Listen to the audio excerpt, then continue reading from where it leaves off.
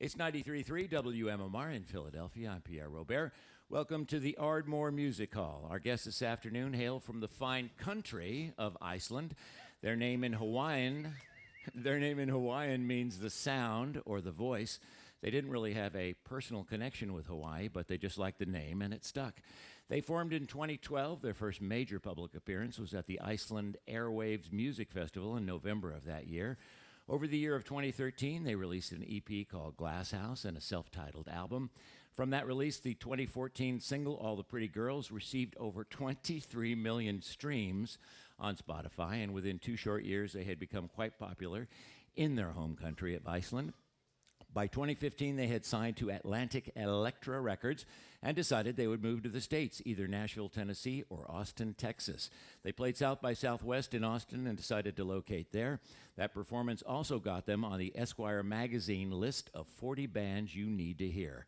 On June 10th of this year, they released their 10-song American full label debut called A/B. We've been playing songs like No Good and Way Down We Go, 10 great songs on the record, and it is a great pleasure to welcome JJ and David from Kaleo. Good day. Thank you.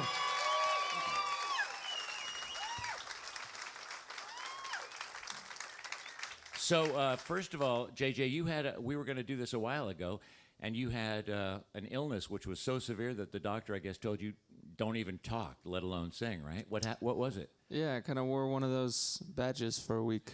Do not, I can't talk. What was the illness, though?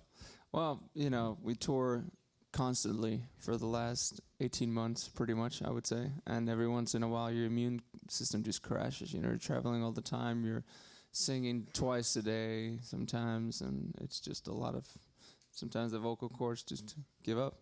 Okay. And David, is your full name Davio? Davíð.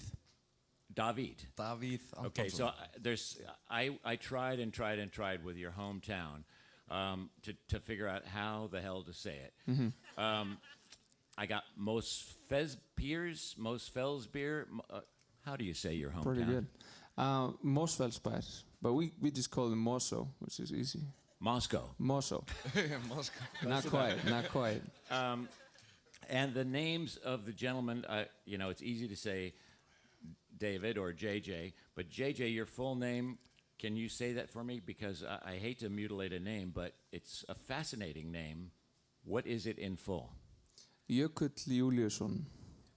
There you go.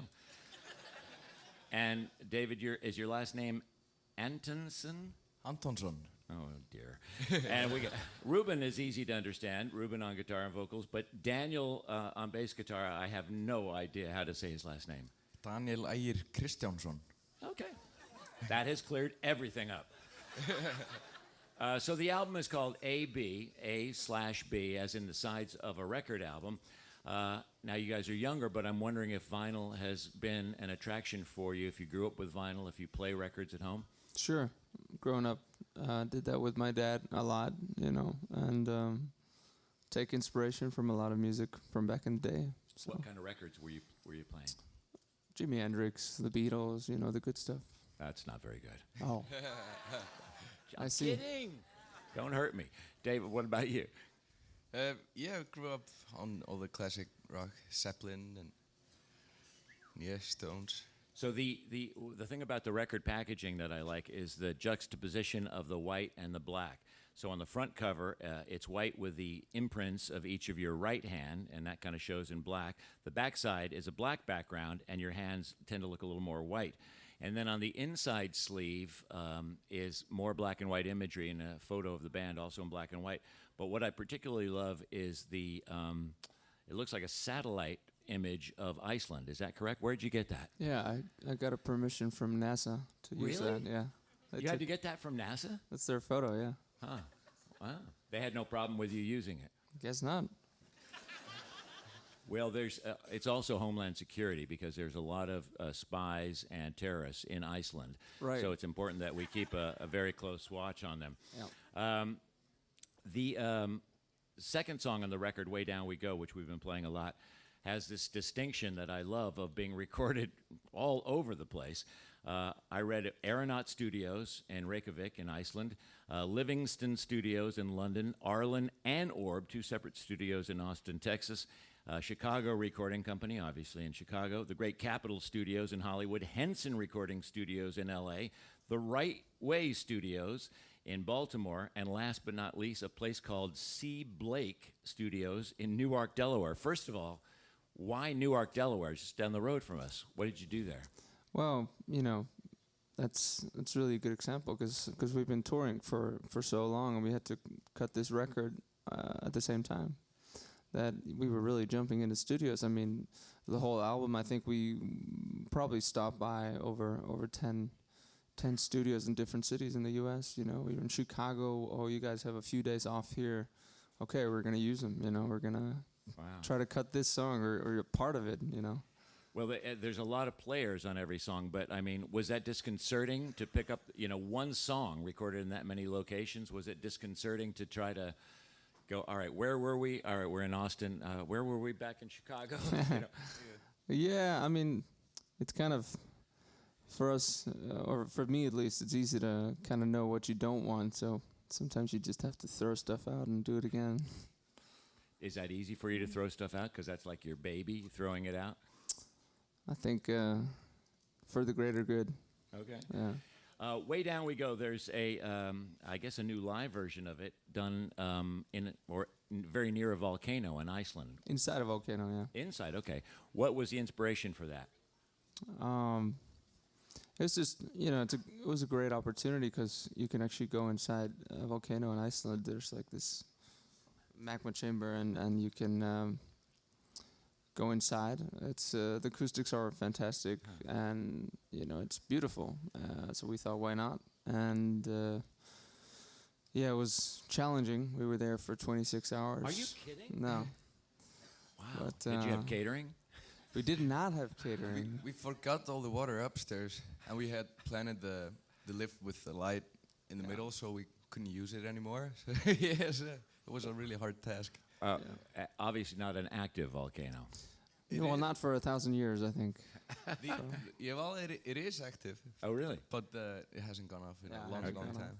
And it's special because the magma chamber emptied, and they don't know how, if it all blew out or if it got sucked back down.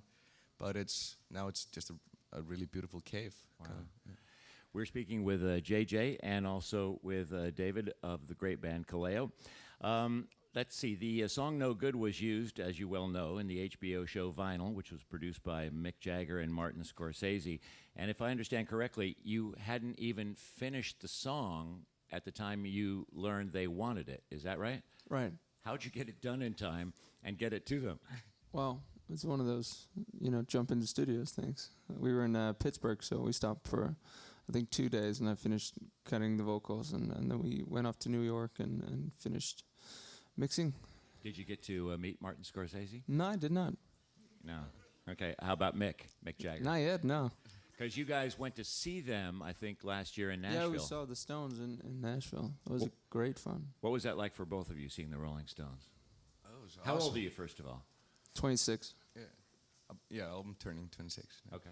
So what was it like, David, for you to see the Stones? It was just awesome. They still got it. I don't know where they get the energy. I mean, They were Nikes, like, running around. So.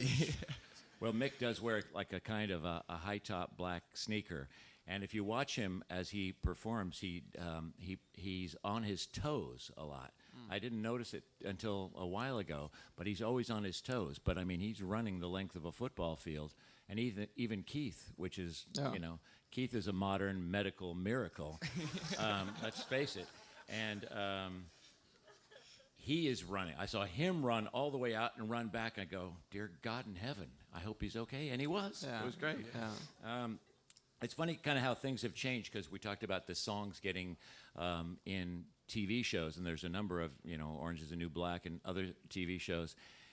And that's very cool, and bands have always wanted their songs in movies or TV soundtracks. But you're in a situation today where a lot of young bands want their songs in a commercial. Back in the 60s and 70s, even early 80s, that was unthinkable for a band. Today, bands compete to get a commercial because it gets more, it gets a song out there, first of all, and then secondly of all, it's very lucrative. Yeah, I don't know if we're always extremely excited about having songs being synced whenever, but it's a part of everything, trying to get exposure, and we do work with a lot of people. We work with the label and a publisher and everything. So, but I think in the big picture, it does help. So is it something you would like? Is it something you could see yourself, doing a Honda ad, Kaleo? I'm not super into it, but like I said, a lot of people have come up to you and said, "Well, I heard your music on TV," and so I guess they maybe wouldn't have heard it if not for that commercial. Like many young bands in your early days, you did a lot of cover songs, and I'm curious what tunes you like to cover, David. We covered a really wide spectrum of music. Well, we played every bar gig, every opportunity we got. But yeah, what we started playing was the old classic rock. A favorite? Stuff. Did you have a favorite? It was everything. It was country. We were just people pleasers, So would you take requests like Freebird? Sure. We played Freebird. Yeah. Yeah. Whatever it was. In your short time together, you must have had Freebird called out somewhere in some club. And at first did you go, what are they talking about? No. I suspect not if you grew up with vinyl. We're going to get you to play shortly, but I'm curious in each of your journey, and again, it's been a fairly short period of time and a lot of activity and a lot of touring and recording in that time, but what are a moment for each of you that has just jumped out and really surprised you, that you can look back on and go, oh my God, that was amazing. Good, bad, in between, David? The move to the States, probably, that was really like surreal and unreal, to just suddenly live in another country and just tour in another country constantly. Red Rocks playing there was another moment also. Red Rocks? Yeah. Isn't that a beautiful place? It's amazing, and that's when I was just playing, and then I just realized that I didn't know where I was in the song because I was looking at the rocks, and I'm like, oh yeah, here I am. Yeah, okay. Continue playing. That's because so many arenas look alike these days, even the outdoor theaters. What about you, JJ? A moment or two that just jump out in this run so far?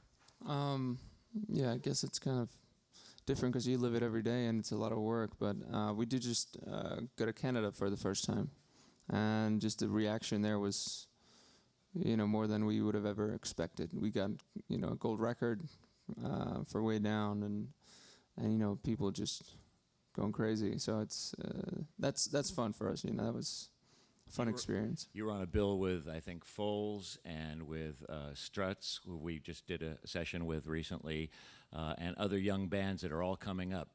Did any of you get together and compare notes? Have you noticed this? Yeah, I noticed this out on the road. No. Or did you watch the other bands? When we get a chance, yeah. It's rare that we do have an off day or an evening off that we can actually. But if you're on a festival, I think you were in Montreal. Right. And the Peppers were the headliners, yeah. I think, and Radiohead was on there as well. Did you watch their sets? Didn't catch. I caught Radiohead in Iceland the other day, but yeah, we caught the Peppers in Canada. Anyone that you've met that you go, oh my God, there's blank, David? No, we don't meet a lot of the bands in the festival. You might like walk past them or something, but it's not that much of mingling back. You don't just jump in front of Anthony and go, excuse me, I'm in Kaleo. No, that hasn't happened yet. Well, I think it's high time you After do. too many drinks, maybe? Yeah. Yeah, right. All right, we're going to let you play. It's a pleasure to speak with you. We welcome you to Philadelphia.